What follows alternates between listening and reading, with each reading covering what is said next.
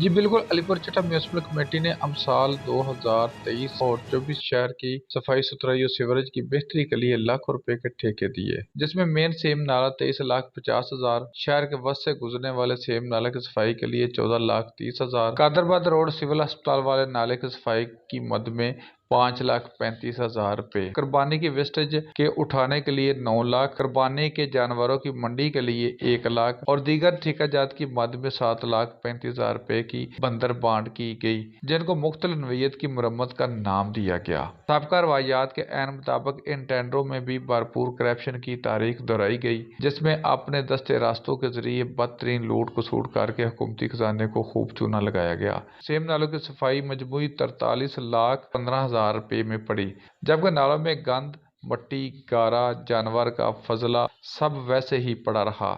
بارش کی چند بوندوں نے پورے شہر کو تالاب میں تبدیل کر دیا۔ ان سیم نالوں کے لاکھوں روپے کے ٹینڈروں کو مل بانٹ کر کھایا گیا۔ شہری سراپا سوال ہیں، قربانی کے مویشی منڈی میں کسی کو مالی فوائد پہنچانے کے لیے 250 روپے سے لے کر 500 روپے تک کی پرچی وصول کروائی گئی، جبکہ مقامی ارباب اختیار عوام کو نو لاس نو پرافٹ کا راگ الاپتے رہے، جبکہ بد انتظامی کی وجہ سے پورا شہر مال مویشیوں کی چراگاہ بنا رہا۔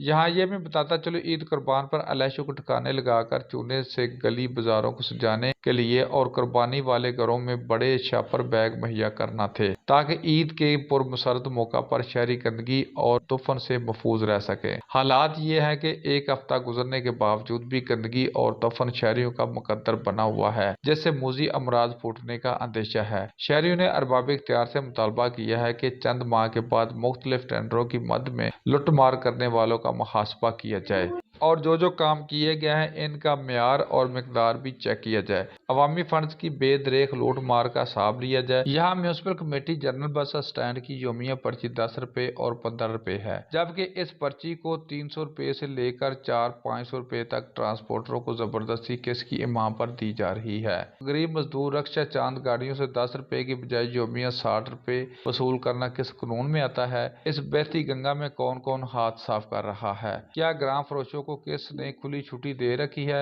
اور میونسپل کمیٹی کی دکانوں کی کرایہ داری ایکٹ میں از سر نو کرایہ بولی میں رکاوٹیں کھڑی کر کے حکومتی خزانے کو لاکھوں نہیں بلکہ کروڑوں روپے کا نقصان پہنچا کر کس کو اور کیوں خوش کیا جا رہا ہے؟ اس بے رحمانہ کرپشن اور لوٹ مار کا کوئی علاج ہے، کوئی احتساب ہے، کوئی پوچھنے والا ہے؟ شہری بارہا بار ارباب اختیار سے سوال کرتے ہیں۔ جی